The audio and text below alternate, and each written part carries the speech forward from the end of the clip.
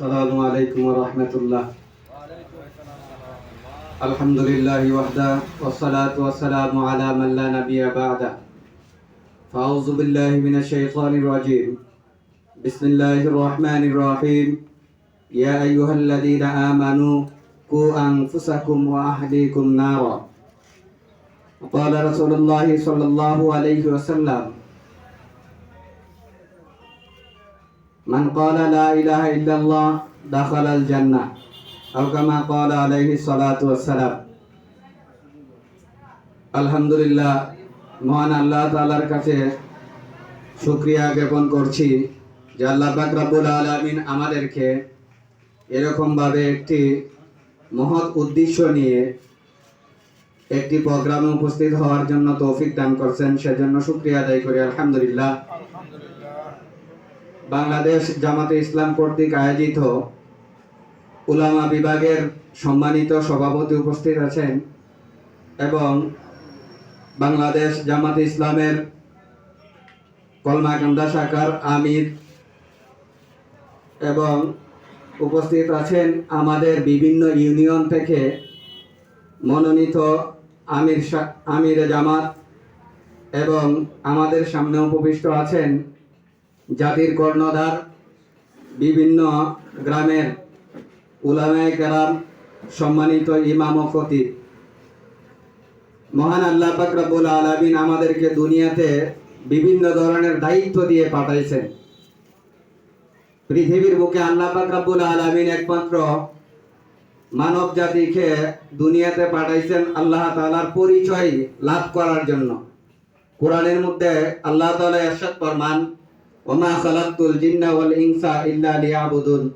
আমি পৃথিবীতে মানব এবং দানবকে একমাত্র আমি আল্লাহ তাআলার পরিচয়, আমি আল্লাহ তাআলার সত্তা পরিচয় জানার জন্যই আমি দুনিয়াতে মানব এবং দানবকে পাঠাইছি।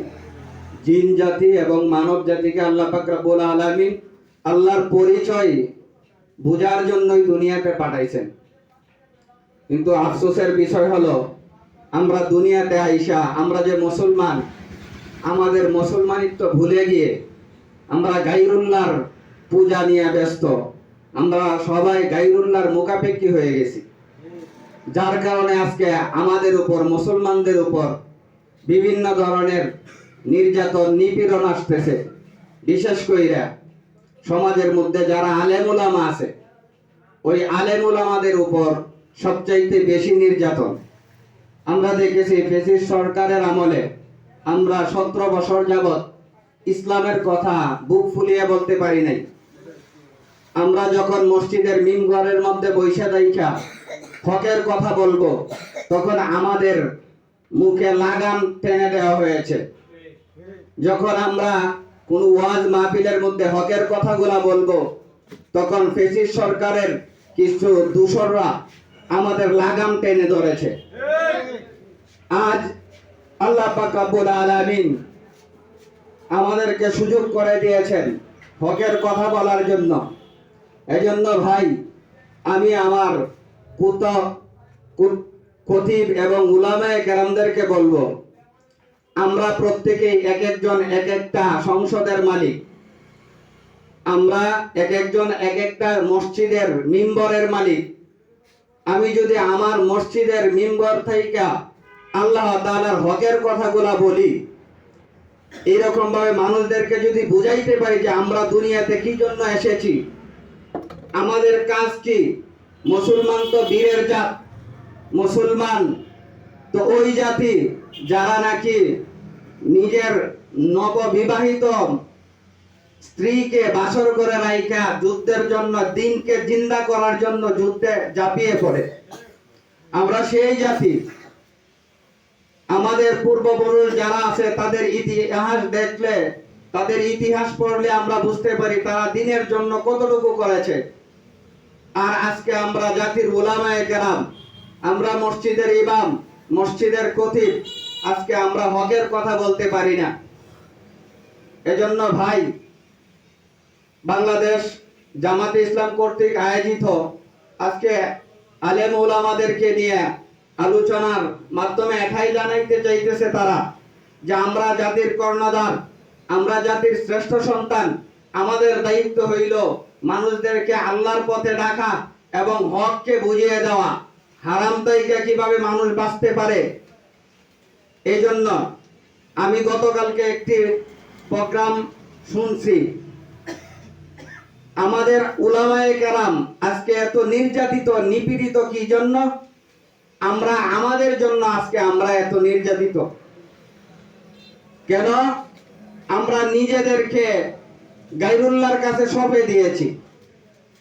আমরা নিজেদেরকে গায়রুল্লাহর কাছে সঁপে দিয়েছি যে মসজিদের আমি একজন মসজিদের ইমাম, একজন সভাপতি, সে 5 ওয়াক্ত নামাজও পড়ে না, ভালো করে শুদ্ধ করে সে একটা সূরাও বলতে পারে না, তাকে আমি সভাপতি নিযুক্ত করেছি। ওই সভাপতি যেইভাবে আমাকে চালাইতেছে আমি সেইভাবে চলতেছি। কেন? আমি সভাপতির চাকরি করতেছি। যে আজকে যদি আমি হকের কথা বলি তাইলে আমাকে চাকরি উচ্ছেদ করে দিবে। এজন্য ভাই, আজকে যদি আমরা কি করতে পারি, আমাদের হাতে যদি ক্ষমতা নিয়ে আসতে পারি, তাইলে আমার আর সভাপতির গোলামি করতে হবে না। এজন্য বাংলাদেশ জামাতে ইসলাম কর্তৃক আয়োজিত জামাতে ইসলাম সকলকে এক প্ল্যাটফর্মে যেন আমরা চলে আসি, আইসা যেন দাঁড়িপাল্লাকে বিজয় করতে পারি। সংসদে যদি আমরা চলে যেতে পারি, তাহলে আমার আর মসজিদের চাকরি নিয়ে টেনশন করতে হবে না। এজন্য জাতির উলামায়ে কেরাম, আপনারা প্রত্যেকে এক একটা সংসদের মালিক, এক একটা সংসদ মানে এক একটা মিম্বরের মালিক। আমরা যদি বুঝাইতে পারি যে মানুষদেরকে দাঁড়িপাল্লাকে বিজয় যদি আমরা করতে পারি, তাইলে আমাদের আর কমিটির গোলামি করতে হবে না। এজন্যই আমি আপনাদের কাছে উদারত আহ্বান জানাবো, আমরা ইনশাআল্লাহ এই বছর ইসলামকে সংসদে দেখতে চাই ইনশাআল্লাহ। আল্লাহ তাআলা আমাদের সকলকে কবুল করুক, ইসলামের পক্ষে সকলকে কাজ করার তৌফিক দান করুক। নাসরুম মিনাল্লাহি ওয়া ফাতহুন কারীম, ওয়া মা তাওফীক ইল্লা বিল্লাহ।